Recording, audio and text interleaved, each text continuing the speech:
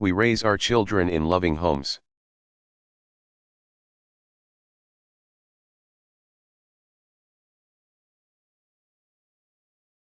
We teach them morals and values. We teach them the difference between right and wrong.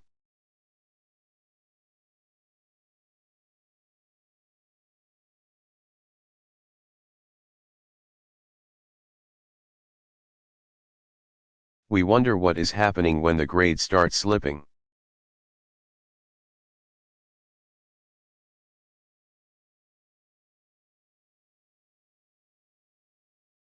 When things that used to be enjoyable for our loved ones no longer interest them.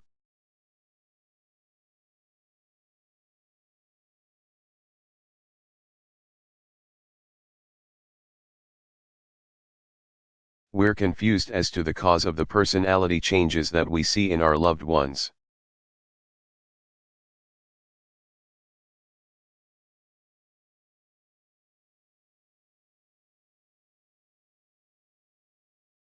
We're shocked when we hear of that first DUI.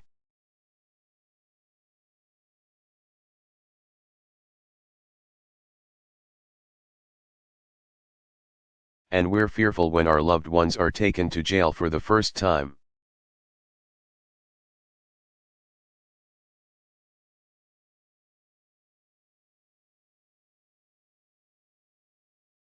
We're embarrassed when holidays approach and family members are coming in from out of town.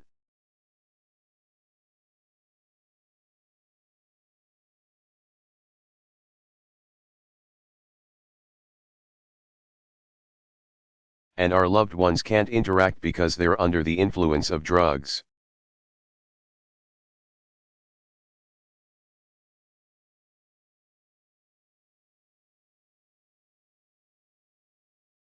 We dread the next phone call. We can't sleep because we haven't received a phone call.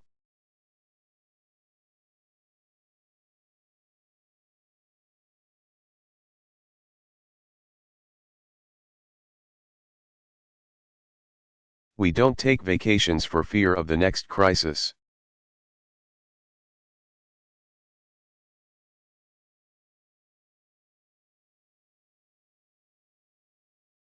We come back from vacations because there's a crisis.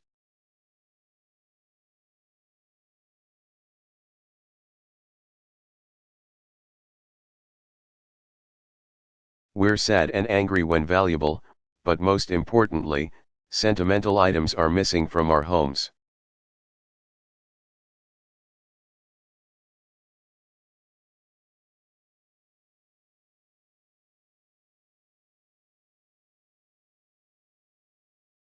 Only to find out that they're at a pawn shop, or that they're in the hands of drug dealers.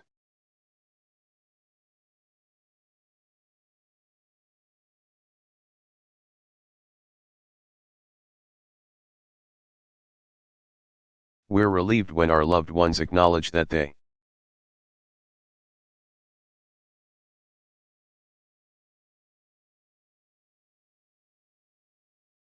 have a serious problem and understand that they need help.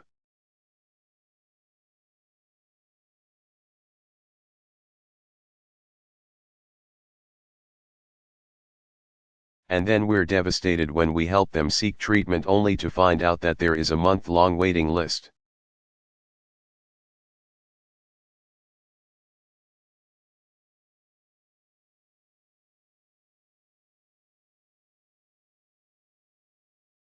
Or that there's no insurance coverage, or that there's a big requirement for money up front for treatment.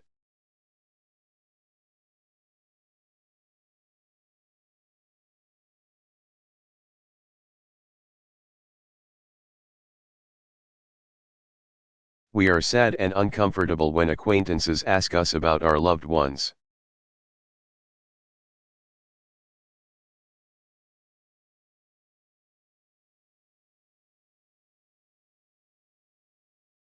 And we're even more sad when they ask us about every other member of our family and don't.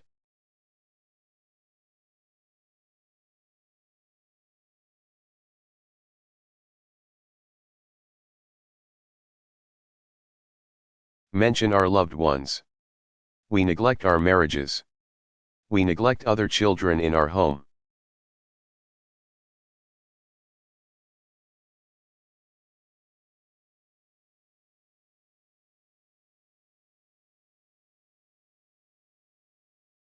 Who are thriving because all of our attention is focused on addiction and substance abuse.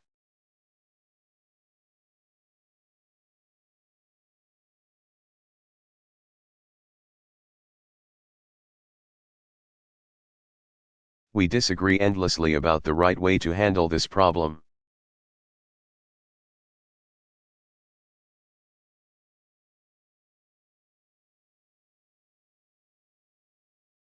And after experiencing years of turmoil, we rest better at night when our loved ones are incarcerated.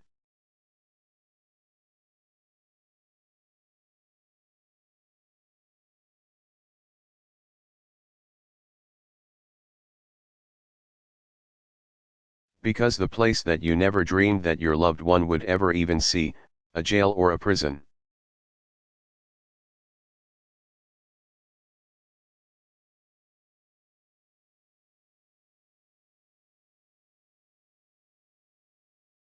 Is safer than them being on the street, interacting with drug dealers, or pushing a needle into their arm.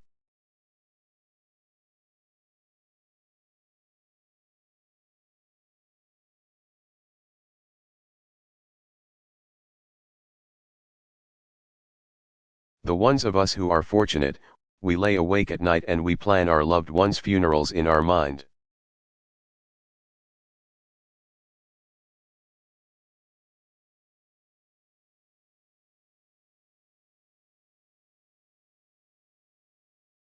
The ones of us who aren't fortunate actually do plan the funerals, in reality, of our loved ones.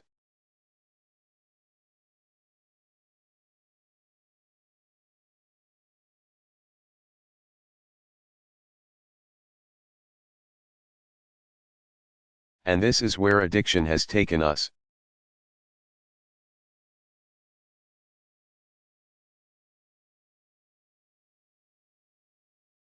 This is where substance abuse has taken us.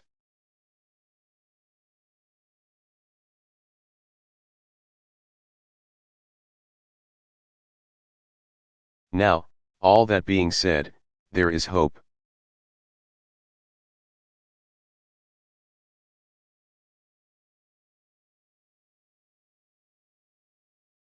And that's probably the most important thing to remember here.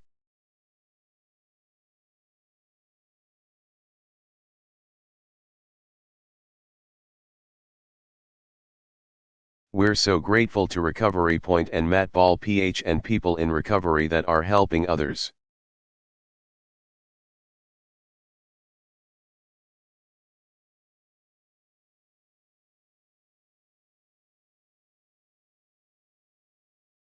We're grateful to our mayor, the mayor of Huntington, Steve Williams.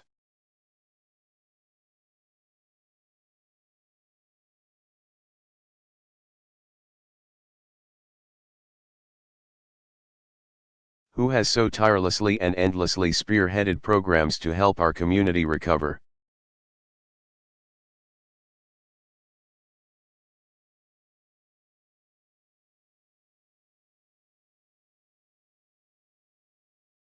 Don Perdue PH, who has made it possible for people to receive treatment in our communities.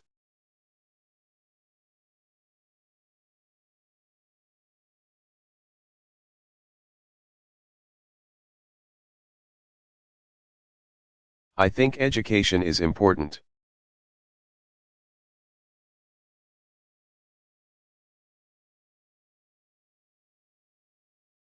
And I was fortunate to find a group called the Loved Ones Group, developed by a man named Ed Hughes.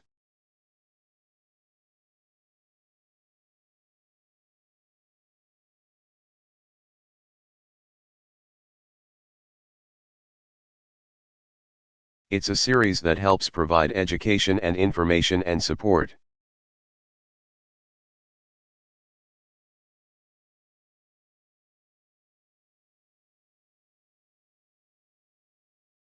For family members or those who care about someone with an addiction.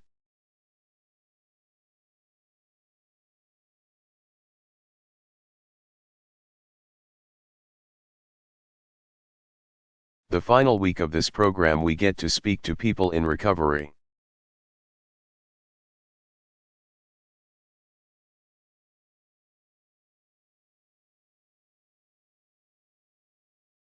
They come and speak to our group of people there.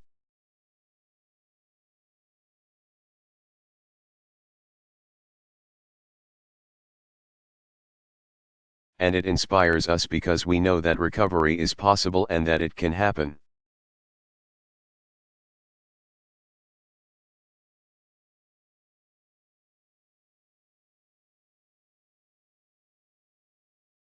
For too long, we've been silent.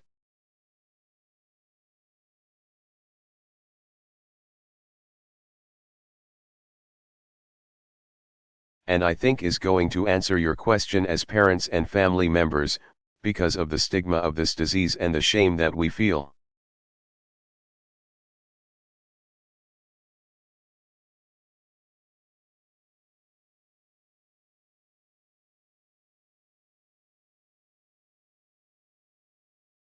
We've been silent. And I think that is holding us back. We need to open our voices.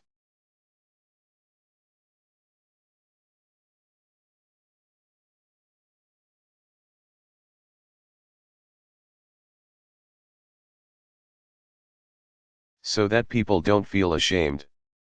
This is a disease. It is a sickness. But education, educating ourselves as much as we can as family members.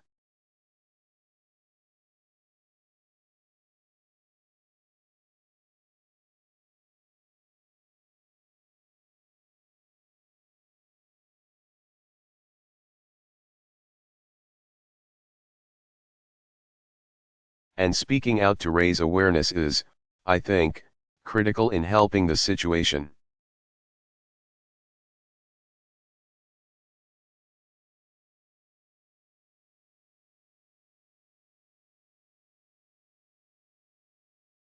I'm almost finished.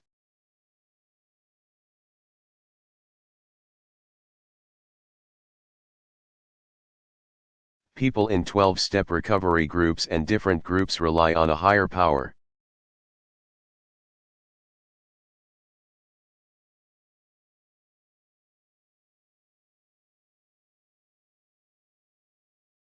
I'm a person of faith, and my faith has helped me navigate this journey that we've been on.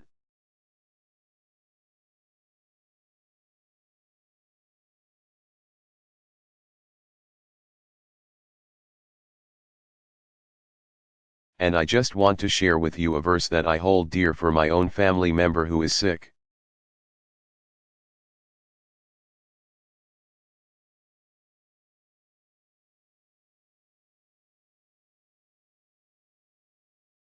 But also offer it to others.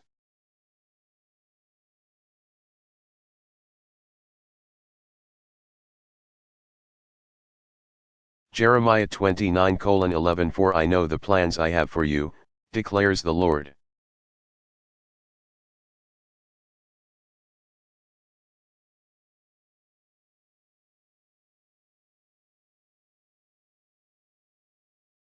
Plans to prosper you and not to harm you, plans to give you hope and a future.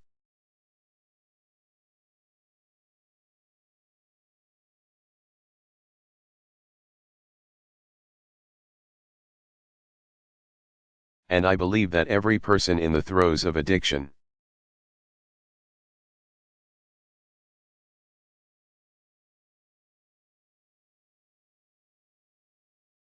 and the disease of substance abuse needs hope in a future.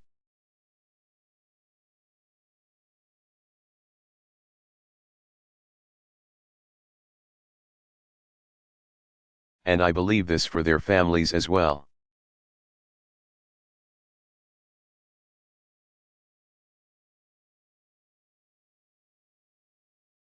Thank you so much.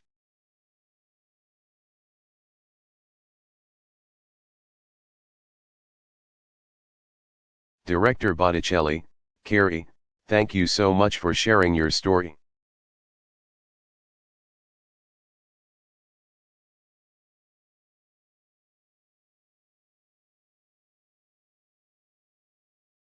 It obviously touched everybody here in terms of not only your struggles,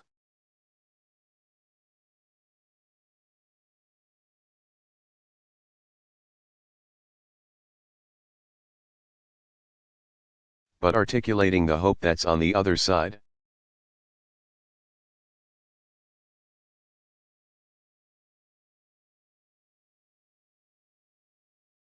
And we will continue to work with parents as we deal together with this epidemic.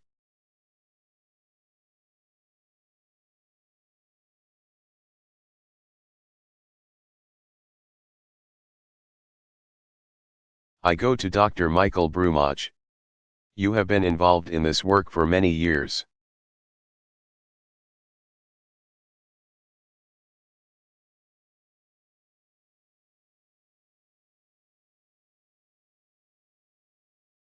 You're here at the local level, so love to hear your experience and share what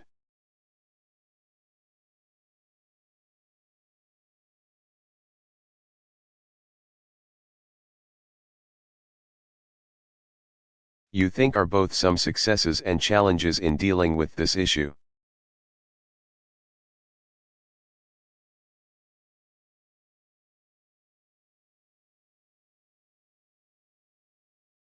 Dr.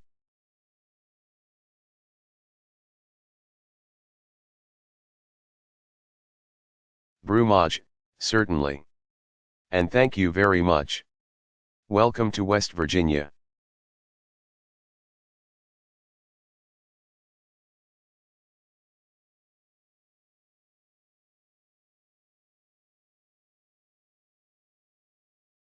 Mr. President and Mr. Botticelli. Welcome home, Secretary Burwell.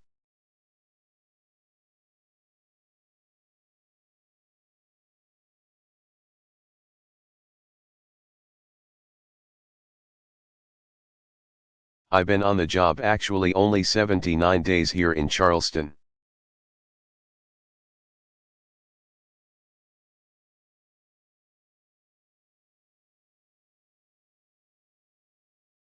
I came back home after being 29 years away.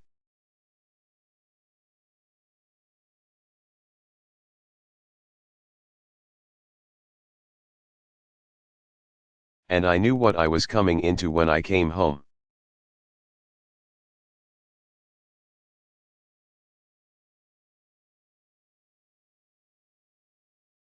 I knew there was a heroin and opioid abuse epidemic in the state.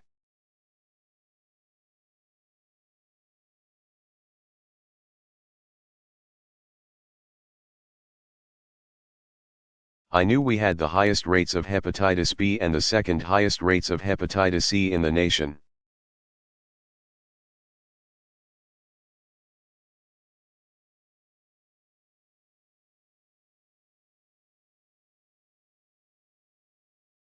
Largely due to needle sharing among addicts.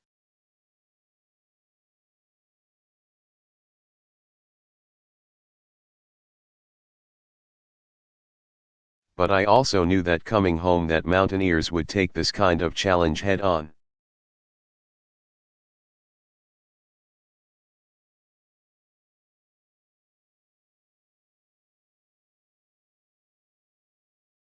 That's the kind of people that there are in the state of West Virginia.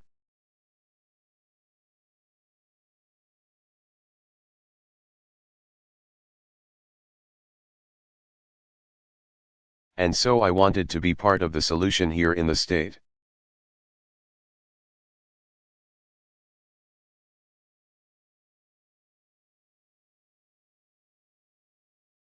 And I knew it would require patience, persistence, and people, lots of good people here.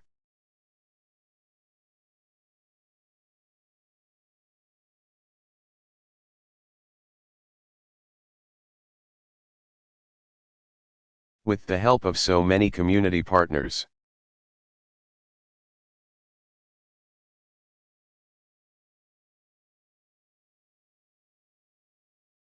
And my good friend and colleague over at Cabell Huntington Health Department, Dr.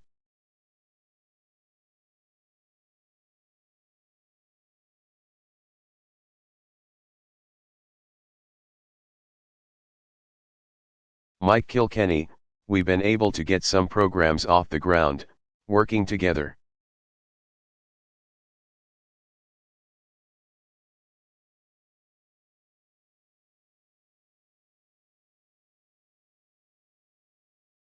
And I think we're moving in the right direction.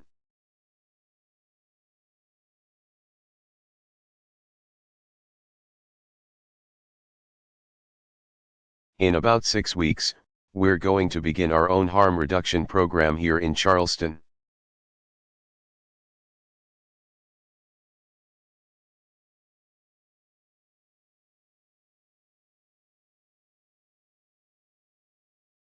We're going to have syringe exchange as part of that.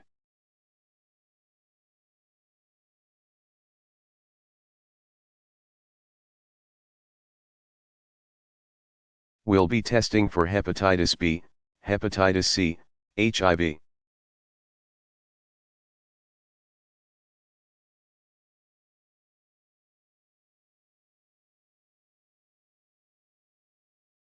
We don't want to become another Scott County, Indiana.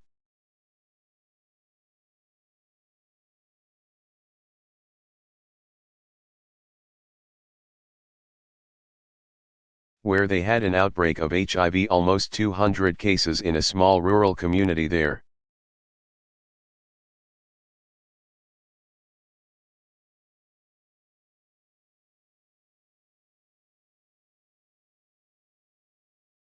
We'd also like to offer contraceptive services to women of the reproductive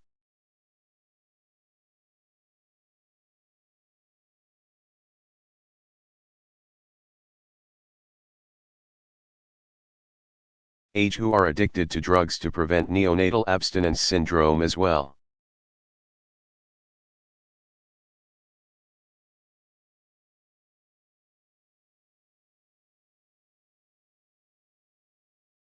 And more than anything else, what I think we'd like to do is to treat the people who come through our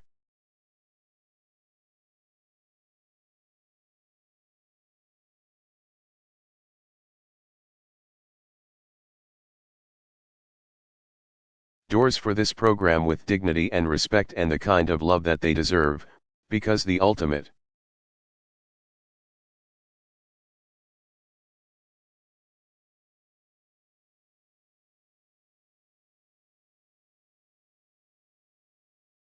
disease underlying every addiction, from my perspective,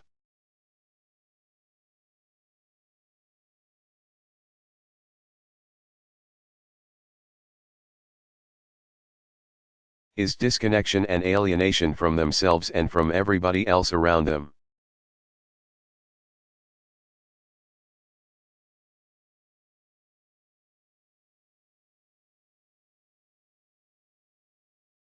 Two weekends ago, I began working with West Virginia University researchers on a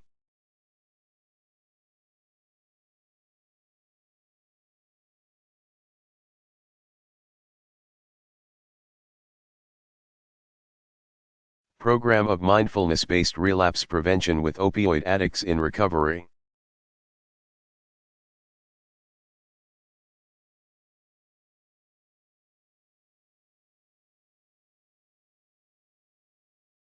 This is based off of the pioneering work done at the University of Washington.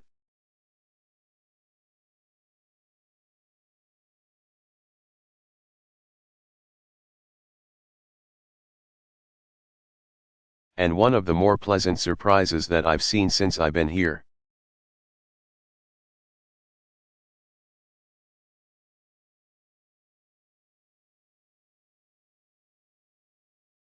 On the job is the close connection between public health and public safety.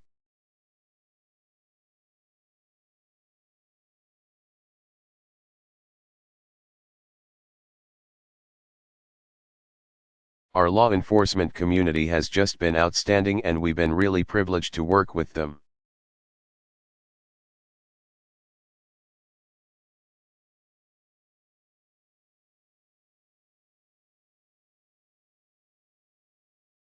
Finally, I was able to also sit together with Delegate, Dr.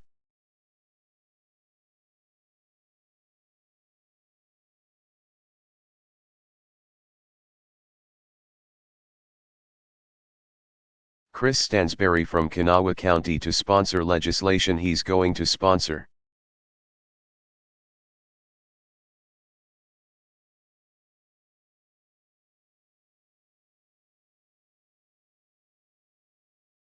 Legislation to make naloxone an over-the-counter medication, the way it is in 14 other states.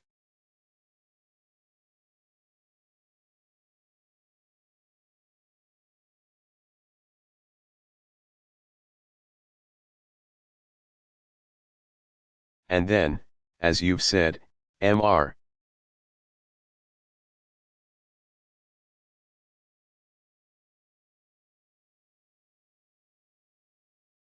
President, this is a multifaceted issue.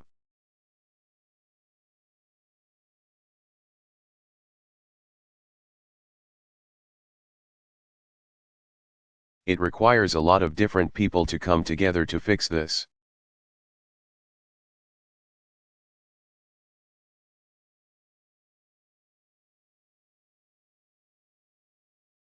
It's not a quick fix, it requires a collaborative, multi-agency approach with public health.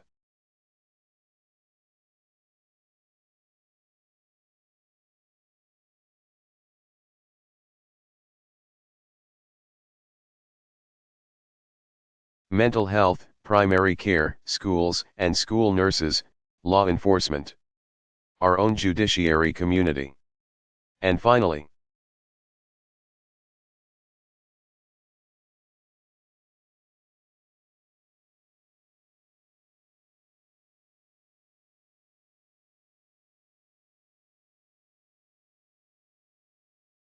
I'd be remiss if I left out our business and industry.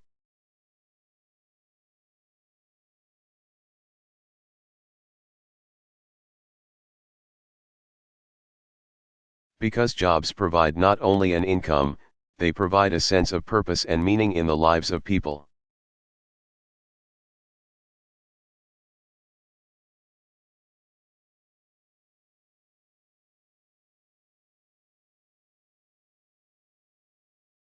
And so I'm hoping that by the end of your visit today, Mr.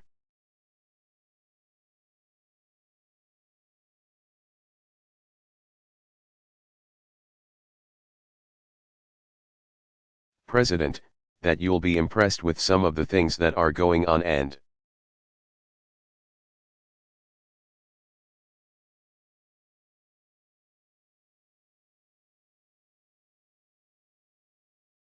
how much West Virginians are really digging in to try to address this issue. Thank you.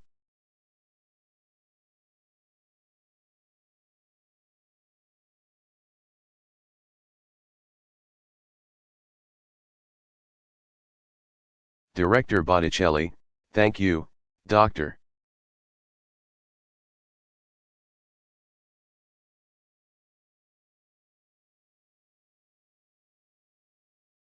Chief Webster, Dr.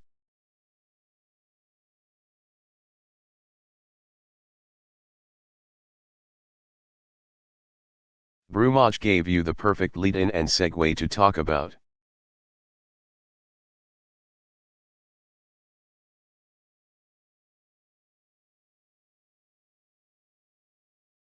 the importance of public health and public safety collaboration.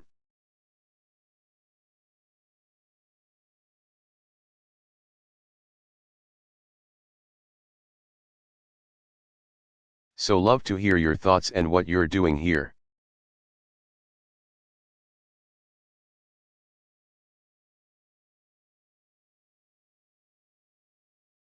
Chief Webster, sure.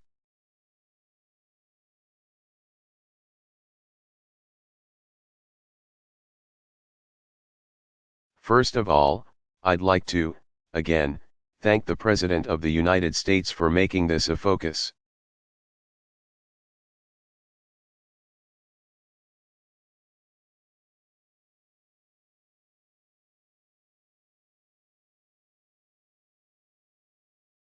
Coming to Charleston, West Virginia.